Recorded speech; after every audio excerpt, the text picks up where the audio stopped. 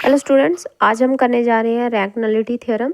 तो पिछले वीडियो में हमने नल स्पेस इज अ सब space and range space is a सब स्पेस पढ़ा है और लीनियर ट्रांसफॉर्मेशन जो है सीरीज़ हमारी चल रही है। तो उसमें ये रैंक नलिटी थ्योरम सबसे ज़्यादा इम्पॉर्टेंट है। एक्सरसाइज 3 है, GNDU की जो बुक आती है शर्मा पब्लिकेशन की। तो उसमें ये 3rd एक्सरसाइज की वेरी इंपॉर्टेंट थ्योरम है। तो वीडियो थोड़ा लंबा ना हो इसीलिए मैं खुद से इसके नोट्स लेकर नहीं आई हूँ और ये थ्योरम काफ़ी लंबी हो सकती है, इसलिए मैं सिर्फ बुक से समझाऊंगी और बिल्कुल step by step easily clear करती जाऊंगी कि हर स्टेप का मतलब क्या है, ताकि इस थ्योरम को आपको रटना ना पड़े और स्टेप बाय स्टेप आराम से ये याद हो जाए, आपके दिमाग में सीधे चली जाए।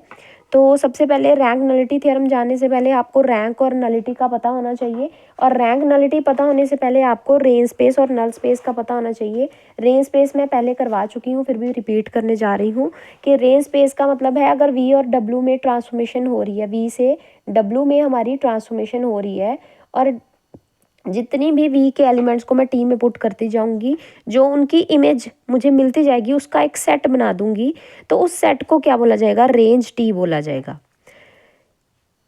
सिंपल हम बोल सकते हैं कि जो भी इमेज सेट बनता है वी का उसको रेंज ऑफ टी बोला जाता है। इसी के साथ दूसरी चीज़ है हमारी नल स्पेस, जिसको हम कर्नल भी बोलते हैं। तो रेंज स्पेस के बिल्कुल दूसरी साइड क्या है? Null space. नल स्पेस में भी ट्रांसफॉर्मेशन वी से डब्ल्यू की और अगर ट्रांसफॉर्मेशन जारी हो तो वी के वो एलिमेंट्स जो हमारी रेंज स्पेस थी वो डब्ल्यू वाली साइड से आती थी, वो डब्ल्यू टी का सबसेट होती है, क्योंकि इमेज तो डब्ल्यू वाली साइड से ही आएंगी। लेकिन जो हमारी नल स्पेस है वो हमेशा वी वाली साइड से आएगी। जो नल स्पेस ऑफ टी है उसका मतलब है दोज एलिमेंट्स ऑफ वी के वो वाले एलिमेंट्स जिनकी इमेज क्या होगी? ज़ीरो। वी के वो एलिमेंट्स जिनकी इमेज क्या हो? ज़ीरो। उन एलिमेंट्स को, वी के उन एलिमेंट्स को क्या बोला जाता है? नल स्पेस ऑफ टी बोला जाता है। इसी के साथ ये हुआ हमारा नल स्पेस और रेंज स्पेस का कंसेप्ट। तो इसी के साथ जुड़ा है रैंक एंड नलिटी, जो कि इस थ्योरम के लिए मोस्ट इम्पॉर्टेंट है। रैंक और नलिटी का मतलब क्या है?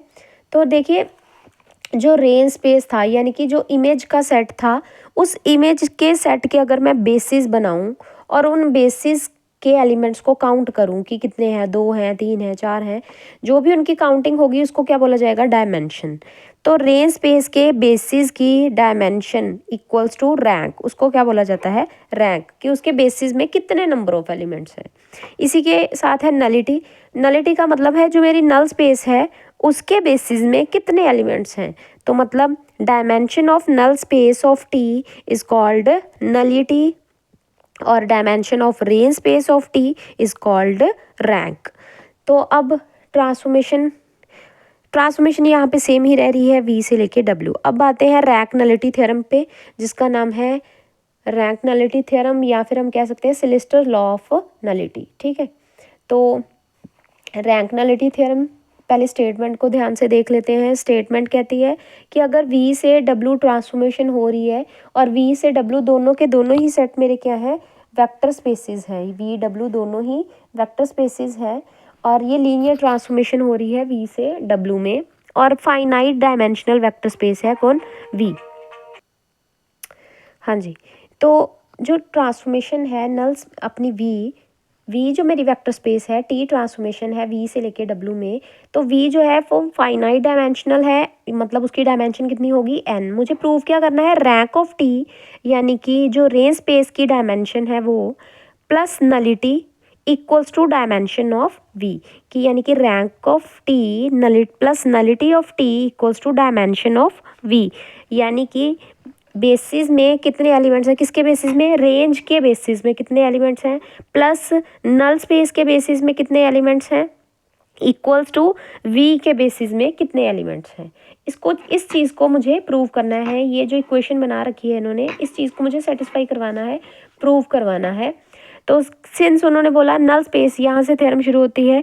टी ट्रांसफॉर्मेशन जो है हमें पता है null space of T is subspace of V. पिछली थ्योरम में हमने पढ़ा है कि जो नल स्पेस होती है वो सब स्पेस होती है वी की। खुद सोचिए, अगर वी फाइनाइट डायमेंशनल है तो उसका छोटा set N T is also finite dimensional, तो उसकी डायमेंशन में कितने एलिमेंट्स होंगे? लेट कर लिया, अगर फाइनाइट है तो पी, नाम रख दिया उसका। डायमेंशन ऑफ एनटी में पी एलिमेंट्स होंगे, पी तक के एलिमेंट्स होंगे काउंटिंग में, तो मैंने डायमेंशन ऑफ एनटी यानी कि जिसको हम नलिटी बोलते हैं वो कितनी होगी पी। और पी मेरा डायमेंशन ऑफ वी से यानी कि अपना जो वेक्टर स्पेस है उससे हमने बोला ना सब स्पेस छोटी है, तो डायमेंशन ऑफ वी ऑब्वियसली ज़्यादा होगी जिसको मैंने एन नाम दिया है, और डायमेंशन ऑफ नलिटी कम होगी जिसको मैंने पी नाम दिया है। दोनों किसी एक कंडीशन में इक्वल हो सकती हैं, कब? जब पूरा का पूरा वेक्टर स्पेस ही नल स्पेस बन जाए तब इक्वल की पॉसिबिलिटी भी है, इसीलिए मैंने लेस देन इक्वल का यूज़ किया है, ना कि स्ट्रिक्टली लेस का। तो देखिए नलिटी ऑफ टी कितना है, पी के इक्वल है। एन टी में N T has a basis having P elements, जो नल स्पेस है उसके बेसिस में कितने एलिमेंट्स होंगे, पी एलिमेंट्स होंगे, तभी तो मैंने डायमेंशन ऑफ नल स्पेस जिसको नलिटी बोलते हैं वो पी लिया है। अगर इसके बेसिस में पी तक एलिमेंट्स होंगे तो मैंने लेट कर लिया B1 बेसिस है नल स्पेस का, जिसमें V1 V2 V3 up to सोन कहाँ तक एलिमेंट्स लिया उन्होंने, P तक के एलिमेंट्स, क्योंकि काउंटिंग कहाँ तक लेनी है, P तक, तो मैंने P तक के एलिमेंट्स ले लिए। क्योंकि ये नल स्पेस के एलिमेंट्स हैं इसीलिए इनकी इमेजेस भी क्या होंगी, ज़ीरो होंगी। तो T(V1) equals to zero, T(V2) equals to zero, T(V3) VP equals to zero. अब इन सभी एलिमेंट्स की, क्योंकि नल स्पेस के एलिमेंट्स हैं तो ऑब्वियसली इनकी डेफिनेशन ही यही बोलती है कि नल स्पेस के एलिमेंट्स की इमेज क्या होगी, ज़ीरो होगी। क्योंकि ये बेसिस है तो ये दो कंडीशंस को भी सेटिस्फाई करता होगा, कौन सी, लीनियर इंडिपेंडेंट एंड स्पैन, जिसका हम बाद में यूज़ करेंगे। अच्छा, इसके बाद हमने एक एक्सटेंशन थ्योरम पढ़ी है, जिन जिन बच्चों ने लीनियर ट्रांसफॉर्मेशन से पहले लीनियरली डिपेंडेंट और इंडिपेंडेंट का चैप्टर पढ़ा होगा उनको ये बात पता होगी कि एक एक्सटेंशन थ्योरम होती है बेसिस एंड डायमेंशन में, कि कौन सा सेट बेसिस बनाता है। अगर किसी का सेट बेसिस बनाता है तो उसको वेक्टर स्पेस तक एक्सटेंड किया जा सकता है लीनियर इंडिपेंडेंट सेट को। तो मैंने इस पे एक्सटेंशन थ्योरम लगा के एक्सटेंड कर लिया B1 के बेसिस को, जो कि एंटी छोटे सेट का बेसिस था, उसका बड़ा सेट कौन है, V, कैपिटल V, तो उसके बेसिस तक इसको एक्सटेंड कर लिया। और कैपिटल V की डायमेंशन कितनी है, उसके बेसिस की n, तो मुझे नल स्पेस के एलिमेंट्स यानी कि V1 V2 VP को खींच के उसमें और एलिमेंट्स इंक्लूड करके कहाँ तक लेके जाना है, Vn तक। तो obviously B2 is basis of V over the field F। तो अगर मैंने इसमें और एलिमेंट्स इंक्लूड किए, लीनियर इंडिपेंडेंट एलिमेंट्स, और अब मुझे पता है एक्सटेंशन थ्योरम की हेल्प से हम इसको एक्सटेंड करके बेसिस बना सकते हैं बड़े वाले, तो मैंने बना लिया। छोटे सेट एंटी का बेसिस था B1 और इसका जो सुपर सेट है, सुपर जो वेक्टर स्पेस है V over the field F, उसका बेसिस है मेरा B2। अब देखिए मुझे एक ही चीज़, नल स्पेस के बेसिस भी मिल गए और डायमेंशन ऑफ V के बेसिस भी मिल गए। रैंक, नलिटी और डायमेंशन ऑफ V तीन ही चीज़ें हैं। तो मुझे नलिटी के भी बेसिस का पता है B1, नल स्पेस के बेसिस का भी पता है, और मुझे डायमेंशन ऑफ V का भी बेसिस अभी हमने कंसीडर किया P2। सिर्फ रह किसके गए, रेंज स्पेस के बेसिस। तो मैंने क्या किया, इन्हीं एलिमेंट्स में से ट्रांसफॉर्मेशन करके, खुद सोचिए इनकी ट्रांसफॉर्मेशन करूँगी वो तो ज़ीरो है और zero set, zero element basis में इंक्लूड नहीं करवाते, तो इसीलिए मैंने ट्रांसफॉर्मेशन इनके ऊपर लगाई, रिमेनिंग एलिमेंट्स से में P+1 से लेके Vn के एलिमेंट्स तक सब एलिमेंट्स पे T ट्रांसफॉर्मेशन अप्लाई कर दी, जिसको एक नया सेट का नाम दे दिया B3 सेट। अब ये B3 सेट जो है इसको प्रूव करवाना है कि ये RT के लिए क्या बनाएगा, बेसिस। अगर ये RT के लिए बेसिस बनाएगा तो ऑब्वियसली रैंक जो है वो कितना हो जाएगा, जितने इसमें नंबर ऑफ एलिमेंट्स हैं, क्योंकि रैंक का मतलब होता है रेंज स्पेस के बेसिस में कितने एलिमेंट्स हैं, जो कि यहाँ से काउंटिंग कर सकते हैं आप, n-p एलिमेंट्स होंगे। क्यों? क्योंकि काउंटिंग है n तक, शुरू कहाँ से हो रही है, P+1 से, तो ऑब्वियसली n में से p एलिमेंट्स गायब हैं तो n-p, तो मतलब काउंटिंग इनकी कितनी हो गई, n-p। अच्छा, अब अगर प्रूव करना रह गया तो वो सिर्फ इतना कि मुझे इसको बेसिस प्रूव करना है, जिसका पहला स्टेप है लीनियरली इंडिपेंडेंट। तो लीनियर इंडिपेंडेंट क्या होता है, अगर किसी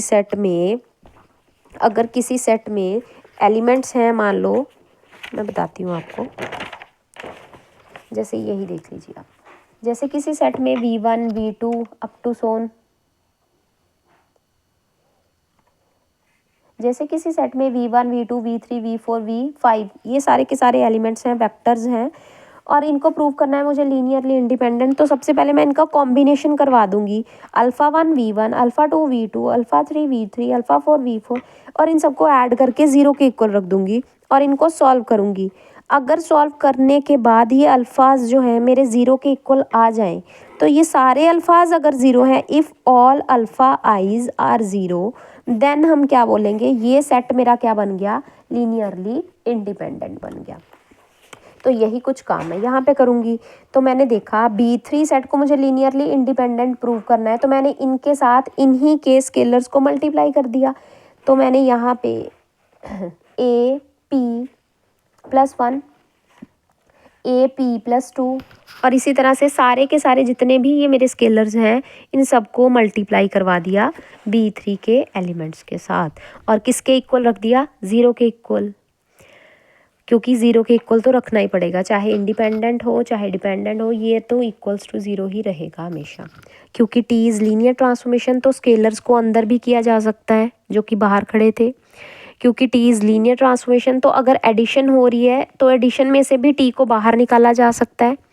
अगर एडिशन में से T को बाहर निकाला जा सकता है तो मतलब T ट्रांसफॉर्मेशन में इस एलिमेंट को पुट करने के बाद अगर मुझे 0 मिल रहा है, दैट मीन्स ये पूरा का पूरा एलिमेंट अंदर वाला, ये एलिमेंट पूरा का पूरा किसको बिलोंग कर रहा है, नल स्पेस ऑफ T को बिलोंग कर रहा है। ये एलिमेंट पूरा का पूरा अगर इसकी इमेज 0 आए तो नल स्पेस की डेफिनेशन यही होती है कि पुट की गई चीज़ अगर उसकी ट्रांसफॉर्मेशन 0 आए तो पुट की गई चीज़ किसको बिलोंग करेगी, नल स्पेस को। और नल स्पेस के बेसिस कौन है, B1, तो ऑब्वियसली B1 स्पैन करेगा इस V को।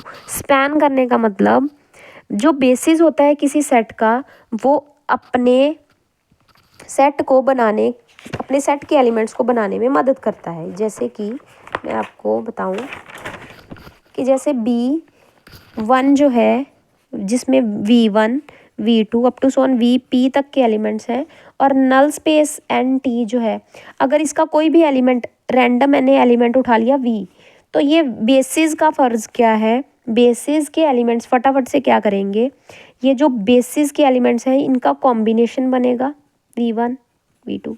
ये स्केलर्स कुछ भी हो सकते हैं, हमें नहीं पता क्या है, लेकिन ये इनका फ़र्ज़ है कि ये खुद से मल्टीप्लाई होके स्केलर्स के साथ और ऐड होके किसको बना दें, इस V एलिमेंट को बना दें।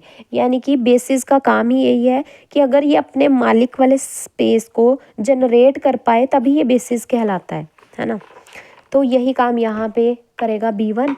तो मुझे पता है V अगर NT का एलिमेंट है तो V बिलोंग करेगा NT को बिलोंग करता है, तो ये can be written as the linear combination of the elements of B1, क्योंकि B1 बेसिस है, बेसिस का काम तो स्पैन करना है।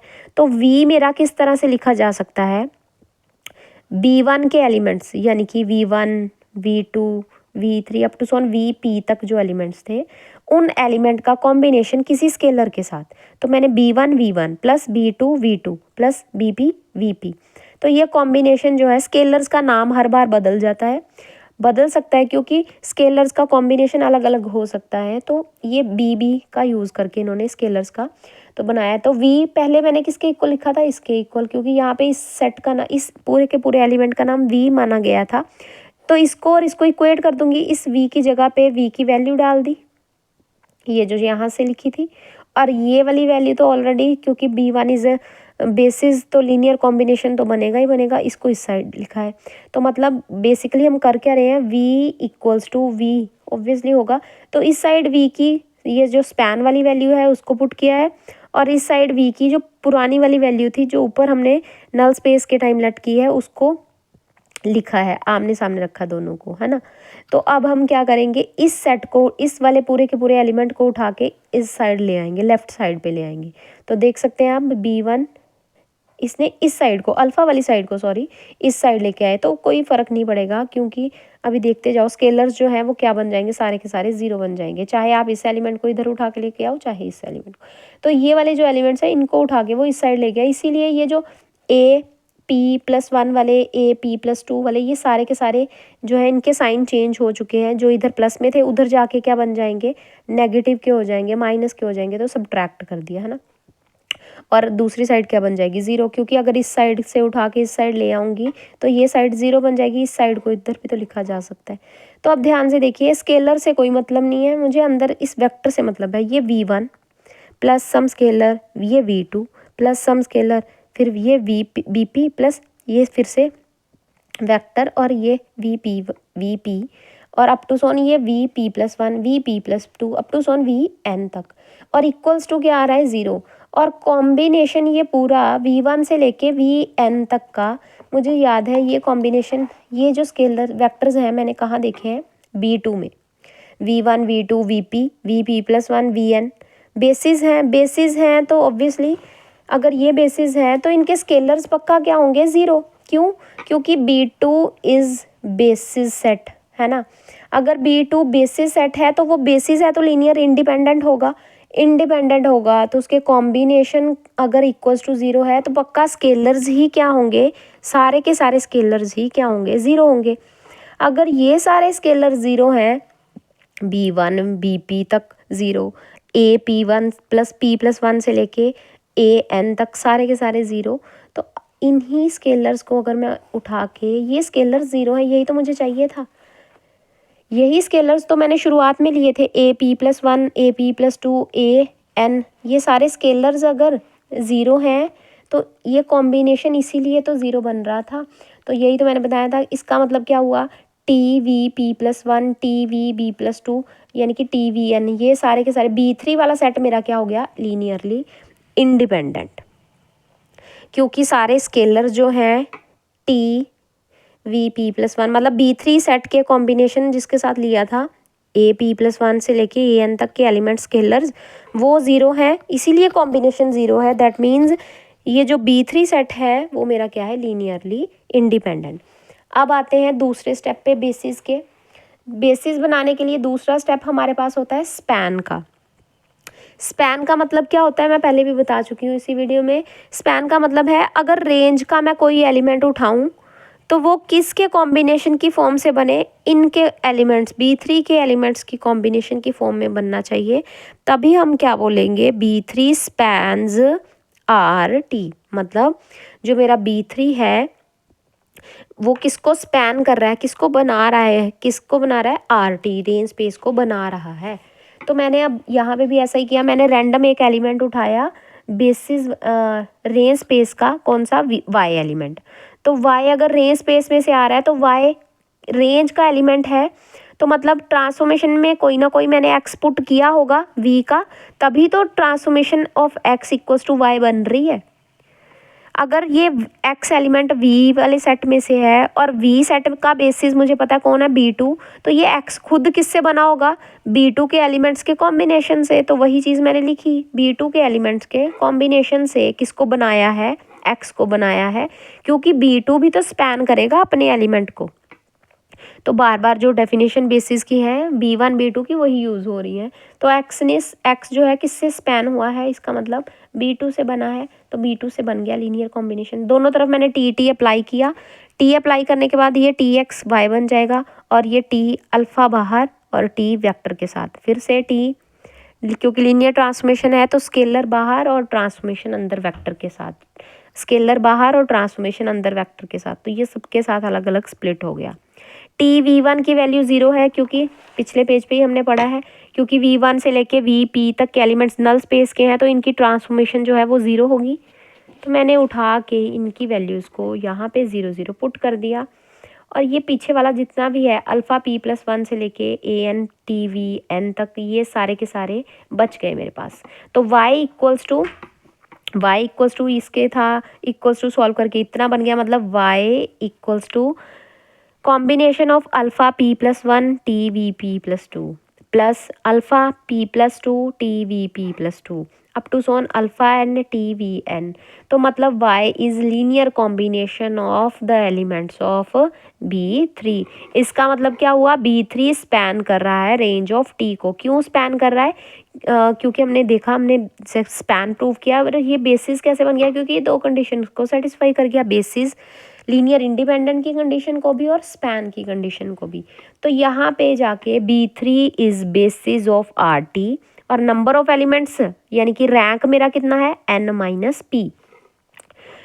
अच्छा, अगर dimension of R T n minus P है, क्यों? क्योंकि मैंने इसको बेसिस प्रूव कर दिया है आर टी का, तो इसमें नंबर ऑफ एलिमेंट मैं पहले भी बता चुकी हूँ, काउंटिंग n तक है, p एलिमेंट्स तक गायब है पीछे से, तो n माइनस पी एलिमेंट्स हैं इसमें। तो अगर इसमें n माइनस पी एलिमेंट हैं तो डायमेंशन इसकी कितनी होगी n माइनस पी। तो मतलब जिसको डायमेंशन ऑफ आर टी बोलते हैं उसको हम क्या बोलते हैं रैंक। तो रैंक मेरा कितना आ गया n minus P. n minus P, P का मतलब क्या है नलिटी, लेट किया था पिछले पेज पे, नलिटी कितनी है p, क्योंकि नल स्पेस के डायमेंशन में कितने एलिमेंट्स हैं p एलिमेंट्स। इसको एक साइड पे ले आई, rank of t plus nullity of t equals to n, और n का मतलब क्या है डायमेंशन ऑफ v। तो मतलब rank of t plus nullity of t equals to dimension of v। तो ये हो गया हमारा सेलेस्टर्स लॉ ऑफ नलिटी। बहुत इंपॉर्टेंट थ्योरम है सी एक्सरसाइज की। सी एक्सरसाइज जो जीएनडीयू से कर रहे हैं बीएससी सेम 6, उनके लिए ये सी एक्सरसाइज जो है कम से कम 16 और ज़्यादा से ज़्यादा 16 और कम से कम जो है 10 मार्क्स तो उनके लिए ज़रूर इसमें से आएगा ही आएगा पेपर। तो आप 10 से 16 मार्क्स का पेपर आराम से कर सकते हैं, जो कि आपके मिनिमम मार्क्स पास होने के लिए तो एक पेपर में से इनफ है, जो कि 2024 तक अगर आप कर रहे हैं। ठीक है, तो ये थी हमारी रैंक नलिटी थ्योरम। अगर आप इसको 2 बार रिवाइज करेंगे और मेरी वीडियो के एक एक शब्द को ध्यान से सुनेंगे तो रैंक नलिटी थ्योरम को आपको रट्टा नहीं लगाना पड़ेगा और बड़े आराम से समझ आ जाएगी। अगर आप शुरू से मेरी वीडियोस देख रहे हैं तो छोटे छोटे कंसेप्ट जो हैं आपको मैं साथ साथ क्लियर करवाती रहती हूँ। Thanks for watching. अगर कुछ ना समझ में आए तो आप मुझे रिपीट के लिए बोल सकते हैं या फिर कमेंट भी कर सकते हैं। Thank you.